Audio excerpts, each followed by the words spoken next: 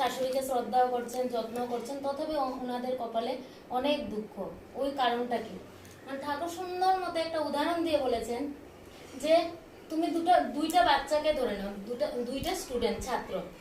একটা হলো পড়াশোনা করছে আর একটা হলো পড়াশোনা করছে না। মা বাবা জন্ম দিয়েছেন অনেক বাচ্চা, স্কুলেও পড়াতে পারেনি, আর হাজিরা কাজ করছে, খাচ্ছে।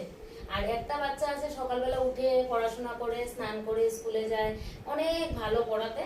ও কি করছে? পড়াশোনা কষ্ট করে পড়াশোনা করলো, ক্লাস 5 থেকে 6-এ উঠলো। এবার 6-এ উঠলো, 6-এ উঠার পরে কি হলো? আরো টাফ হয়ে গেল, কঠিন হয়ে গেল পড়াশোনা। তো 6-এ উঠে আরো কষ্ট করলো, আরো কষ্ট করলো, আরো কষ্ট করলো, কি হলো? 7-এ উঠে গেল। কিন্তু ওই যে বাচ্চাটা ওর সঙ্গেই ছিল, ও পড়াশোনাও করছে না, ও 6-এ উঠছে না, 7-এ উঠছে না, ওর সমান চলছে। ওই সকালে উঠে স্নান না করে খাওয়া দাওয়া করছে, যাচ্ছে হাজিরা কাম করছে রাত্রে। তো ওই দুইজনের মধ্যে এটা ডিফারেন্স। যারা অনেক সুন্দর মতো চলে, ওদেরকে আরো সুন্দর চলার জন্য আরেকটা স্টেপে উঠতে হয়, ওটাতে আরো কঠিন হয়ে যায়। আর যারা মানে বেখেয়ালি মতো চলছে, ওদের নিজের খাওয়া খাচ্ছে, ফুর্তি করছে, কোনো সিস্টেম নাই। তো কোনটা ভালো? কষ্ট, যারা কষ্ট করে ওদের আরেকটা স্টেপ কষ্টতে, মানে একটা কষ্ট স্টেপ থেকে আরেকটা, যখন কষ্টটা পুরো পরিপূর্ণ করে সফল হয়ে যায়, পাস করে, মানে তখন আরেকটা স্টেজে উঠে, ওটার মধ্যে আরো বেশি কষ্ট থাকে।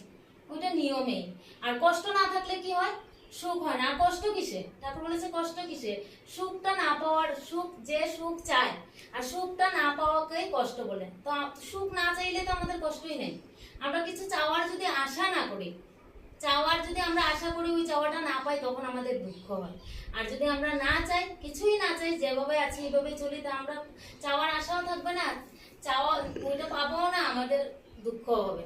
এই বলে আমার আলোচনা এখানে শেষ করছি। জয় গুরু।